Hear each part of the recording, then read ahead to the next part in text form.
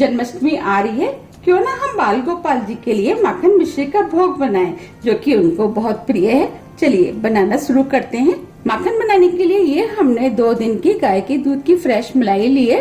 अगर आपके पास गाय के दूध की मलाई है तो आप उसका इस्तेमाल करें, अगर नहीं है तो आपके घर जो भी दूध आता है आप उससे माखन बना सकते हैं। चलिए माखन बना लेते हैं। सबसे पहले हम मलाई को इस तरीके से फेंटेंगे, जिससे कि इसके अंदर से माखन और दूध अलग हो जाए। ये एकदम ठंडी मलाई है, इसे हमने अभी फ्रिज में से निकाला है और इसे इसी तरीके से लगातार चलाते हुए हम माखन निकालेंगे। हमें इसे एक ही डायरेक्शन में चलाते हुए माखन निकालना है।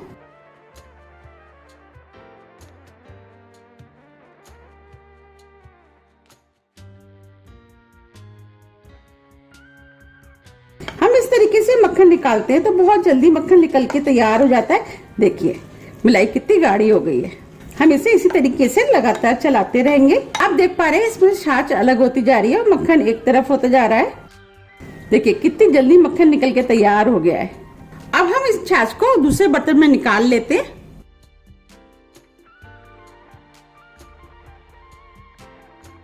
अब हम इसके अंदर थोड़े से बर्फ के टुकड़े डाल देते हैं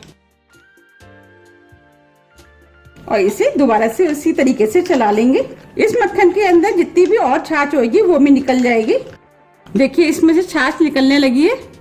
देखिए कितना बढ़िया मक्खन निकल के तैयार हुआ है। अब हम आइस और छाछ को उसी बर्तन में निकाल लेते हैं।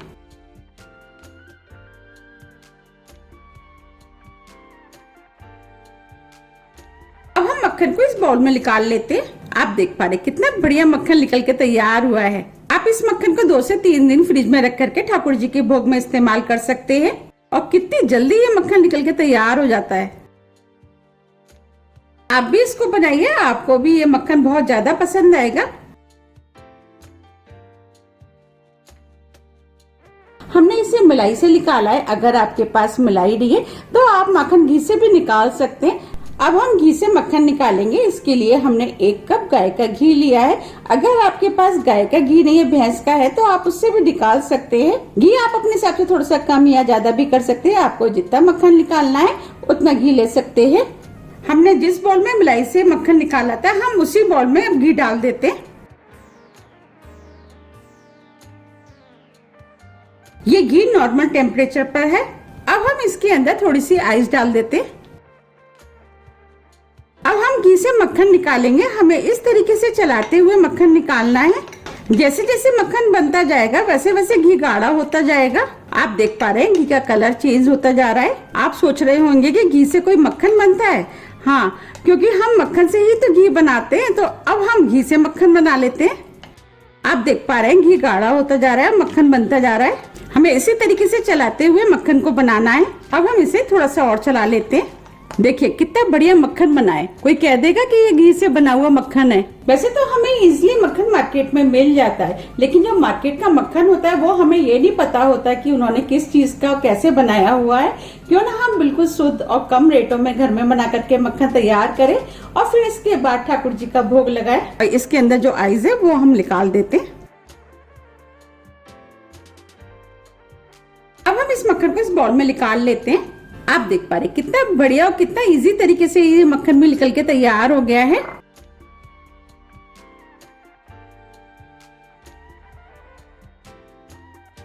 बिल्कुल लग रहा है ना बाजार जैसा मक्खन।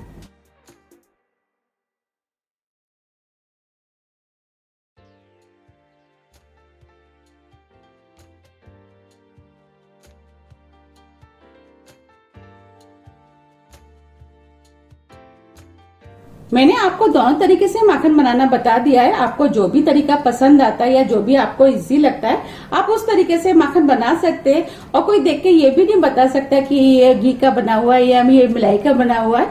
दोनों बिल्कुल एक से लग रहे हैं। आप मुझे कमेंट्स करके ये भी बताइए कि आपको कौन सा तरीका ज्यादा पसंद आया। ठाकुर जी के लिए माखन मिश्री का भोग बनके तैयार हो गया है। अब हम इसके ऊपर थोड़ी सी मिश्री रख देते हैं। ठाकुर जी का भोग बिना तुलसी के तो अधूरा है। अब हम इसमें तुलसी लगा देते हैं।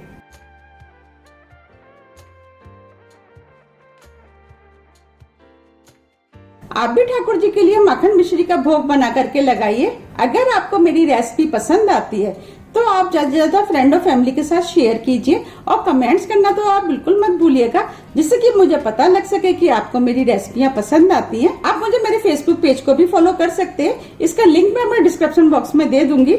अगर आपको मेरी रेसिपी थोड़ी भी पसंद आती है तो रेसिपी को लाइक कीजिए, चैनल को सब्सक्राइब कीजिए। सब्सक्राइब बटन के बगल में जो बेल आइकन है उसे आप प्रेस करना ना भूलिए, जिससे कि मेरे आने वाली वीडियो का नोटिफिकेशन आपको सबसे पहले मिल सके। अब हम फिर मिलते हैं नई रेसिपी के साथ, जब तक के लिए नमस्कार।